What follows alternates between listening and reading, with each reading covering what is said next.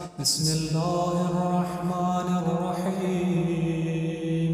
يا علي يا عظيم يا غفور يا رحيم، أنت الرب العظيم الذي ليس كمثله شيء وهو السميع البصير.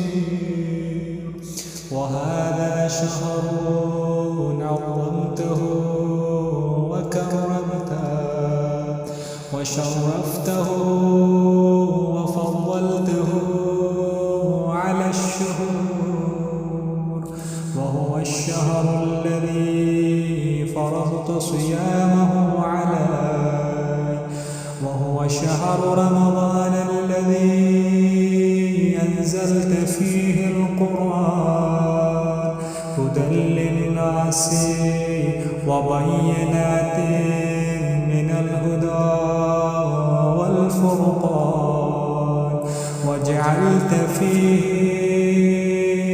ليلة القدر وجعلتها خيرا من 1000 شهر. فيا ذا